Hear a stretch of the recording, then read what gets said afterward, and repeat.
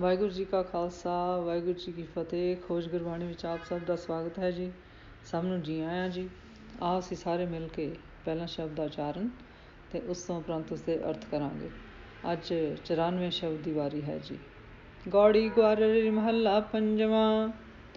ਜਿਸ ਮਨ ਵਸੈ ਧਰੇ ਜਨ ਸੋਏ, ਜਾਂ ਕੇ ਕਰਮ ਪ੍ਰਾਪਤ ਹੋਏ। ਦੁਖ ਰੋਗ ਕੁਛ ਭਉ ਨ ਵਿਆਪੇ, ਅੰਮ੍ਰਿਤ ਨਾਮ ਹਿਰਦੇ ਹਰ ਜਾਪੇ। ਪਾਰ ਬ੍ਰਹਮ ਪਰਮੇਸ਼ਰ ਧਿਆਈਏ, ਗੁਰਪੂਰੇ ਤੇ ਇਹ ਮਤ ਪਾਈਏ ਰਹਾਓ। ਕਰਨ ਕਰਾਵਣ ਹਾਰ ਦਿਆਲ, ਜੀ ਸੰਤ ਸਗਲੇ ਪ੍ਰਿਤਪਾਲ। ਅਗਮੋ ਗੋਚਰ ਸਦਾ ਬੇਅੰਤਾ, ਸਿਮਰਨ ਮਨਾ ਪੂਰੇ ਗੁਰਮੰਤਾ। ਜਾਂ ਕੀ ਸੇਵਾ ਸਰਮ ਨਿਦਾਨ, ਪ੍ਰਭ ਕੀ ਪੂਜਾ ਪਾਈਏ ਮਾਨ। ਜਾਂ ਕੀ ਟਹਿਲ ਨ ਬਿਰਥੀ ਜਾਏ, ਸਦਾ ਸਦਾ ਹਰ ਕੇ ਗੁਣ ਗਾਏ। ਕਰ ਕਿਰਪਾ ਪ੍ਰਭ ਅੰਤਰਜਾਮੀ, ਸੁਖ ਨਿਧਾਨ ਹਰ ਅਲਖ ਸੁਆਮੀ। ਜੀ ਜੰਤ ਤੇਰੀ ਸਰਨਾਈ, ਨਾਨਕ ਨਾਮ ਮਿਲੇ ਵਡਿਆਈ। ਕਰ ਕਿਰਪਾ ਪ੍ਰਭ ਅੰਤਰਜਾਮੀ, ਸੁਖ ਨਿਧਾਨ ਹਰ ਅਲਖ ਸੁਆਮੀ। ਜੀ ਜੰਤ ਤੇਰੀ ਸਰਨਾਈ, ਨਾਨਕ ਨਾਮ ਮਿਲੇ ਵਡਿਆਈ।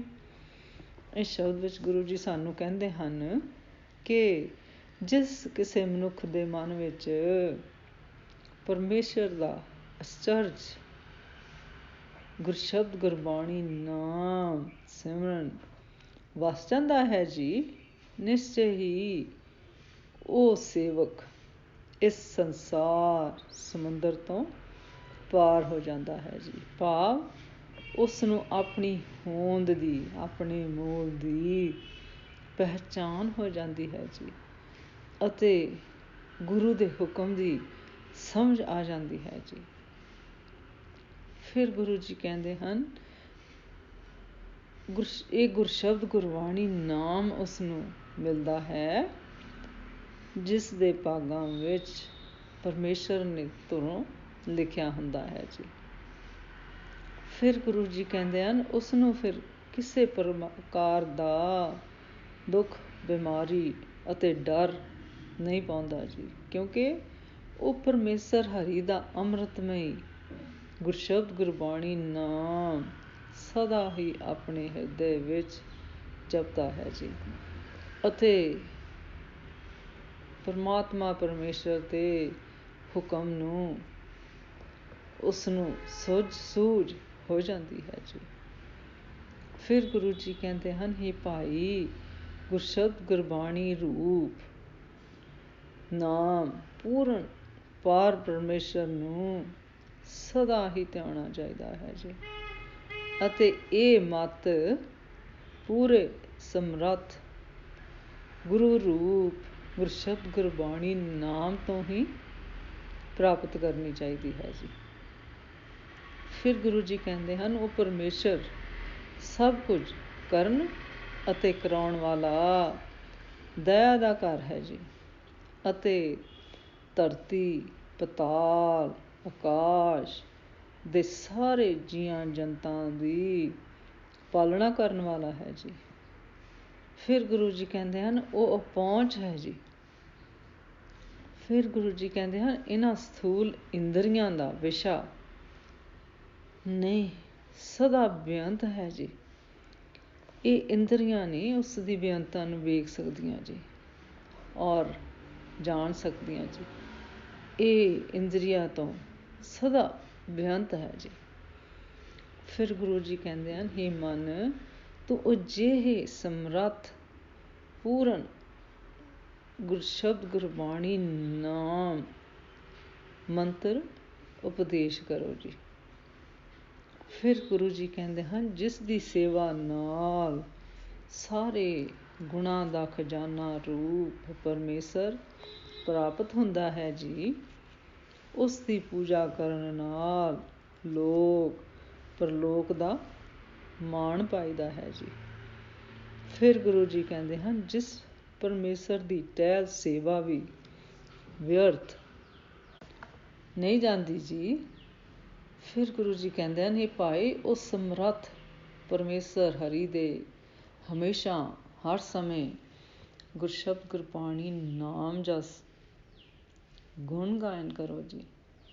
ਫਿਰ ਗੁਰੂ ਜੀ ਕਹਿੰਦੇ ਹਨ, ਹੇ ਭਾਈ, ਸਾਡੇ ਅੰਦਰ ਦੀਆਂ ਜਾਣਨ ਵਾਲੇ ਪਰਮੇਸ਼ਰ, ਸਾਡੇ 'ਤੇ ਕਿਰਪਾ ਕਰੋ ਜੀ। ਹੇ ਪਰਮੇਸ਼ਰ ਹਰੀ, ਪਰਮੇਸ਼ਰ ਹਰੀ, ਸਾਰੇ ਸੁੱਖਾਂ ਦੇ ਸਮੁੰਦਰ, ਹੇ ਲਖਤਾਂ ਤੋਂ ਪਰੇ, ਹੇ ਸਭ ਦੇ ਮਾਲਕ ਅਤੇ ਸਾਰੇ ਜੀ ਜੰਤ ਤੇਰੀ ਸ਼ਰਨ ਹੀ ਤੱਕਦੇ ਹਨ ਜੀ। ਫਿਰ ਗੁਰੂ ਜੀ ਕਹਿੰਦੇ ਹਨ, ਇਹ ਦਾਸ ਇਹੋ ਦਾਨ ਮੰਗਦਾ ਹੈ ਜੀ ਕਿ ਮੈਨੂੰ ਗੁਰਸ਼ਬਦ ਗੁਰਬਾਣੀ ਨਾਮ ਰੂਪ ਵਡਿਆਈ ਦਾਤ ਮਿਲੇ ਜੀ। ਇਸ ਸ਼ਬਦ ਦਾ ਸਾਰ ਇਸ ਤਰ੍ਹਾਂ ਕਰੀਏ ਜੀ। ਇਸ ਸ਼ਬਦ ਵਿੱਚ ਗੁਰੂ ਜੀ ਸਾਨੂੰ ਦੱਸਦੇ ਹਨ ਕਿ ਪਾਰ ਬ੍ਰਹਮ ਪਰਮੇਸ਼ਰ ਨੂੰ ਧਿਆਉਣ ਵਾਲੀ ਮੱਤ ਪੂਰੇ ਗੁਰਸ਼ਬਦ ਗੁਰਬਾਣੀ ਨਾਮ ਰੂਪ ਸਤਿਗੁਰ ਤੋਂ ਹੀ ਪ੍ਰਾਪਤ ਹੁੰਦੀ ਹੈ ਜੀ।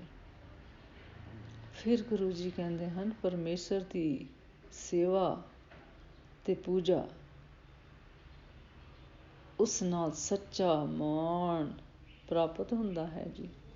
ਜਿਵੇਂ ਕਿ ਜਪ ਬਾਣੀ ਅੰਦਰ ਗੁਰੂ ਬਾਬਾ ਜੀ ਦਾ ਫਰਮਾਨ ਹੈ ਜੀ, ਜਿਨ ਸੇਵਿਆ ਤਿਨ ਪਾਇਆ ਮਾਨ। ਇਸ ਸ਼ਬਦ ਵਿੱਚ ਵੀ ਗੁਰਸ਼ਬਦ ਗੁਰਬਾਣੀ ਨਾਮ ਦੀ ਵਡਿਆਈ ਦਾ ਜ਼ਿਕਰ ਹੈ ਜੀ।